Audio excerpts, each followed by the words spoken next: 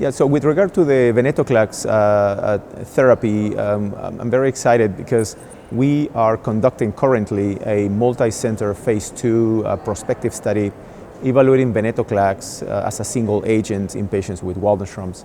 Venetoclax is an agent, it's an oral agent, it's a BCL2 inhibitor that has already been approved in the United States for the treatment of other conditions, specifically chronic lymphocytic leukemia and acute myeloid leukemia.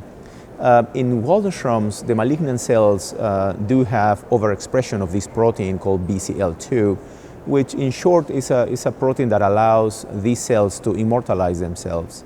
So these cells are supposed to have a lifespan and die at some point, just as a normal occurrence in life. But because these cells have an excess of BCL2, these cells essentially accumulate and do not die when they're supposed to die. That's one of the hallmarks of the malignant process in Waldenström's macroglobulinemia. So treating these patients with a medication that inhibits that BCL2, in theory and obviously in practice, will allow these cells to actually finally die and clear the disease. And by doing that, we obviously affect the patients in a positive manner, because if the patient is having anemia or elevation in the IgM causing some symptoms, by killing the malignant cells, we decrease the IgM, we improve the blood counts, and the patients therefore feel better.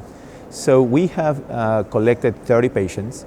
It's a multi-center study in which centers like mine, like the Dana-Farber Cancer Institute, along with Cornell University and also Stanford University and City of Hope, we have put together 30 patients.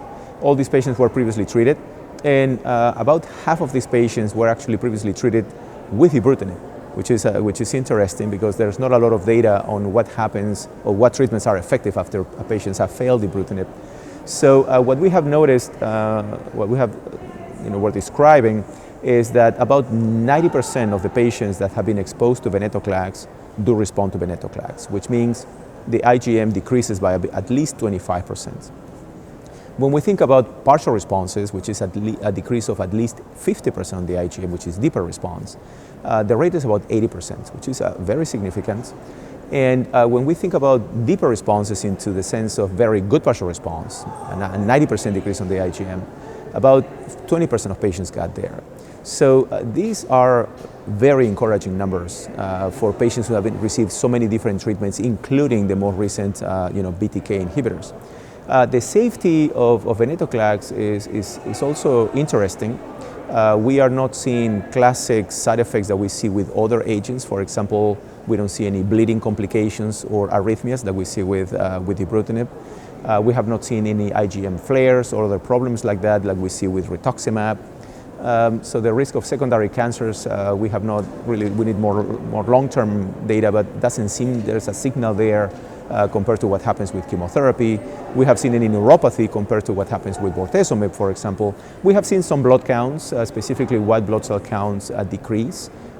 They tend to respond really well, and they are not really associated with a risk of fevers or infections or some things like that. So it seems to me that the safety profile of Venetoclax is manageable and reasonable. I think the responses have been actually better than what we expected them to be. I have presented data with a follow-up up to 18 months. The study is designed to give all these patients 2 years of therapy and then stop therapies. So that's actually the second part of the study, not only show that it's effective, but that we can stop therapy, and hopefully whatever effect that we obtained will be sustained. And obviously we do not know for how long will it be sustained, but that's, I would say, one of the most important components of the study that we need more follow-up to know about.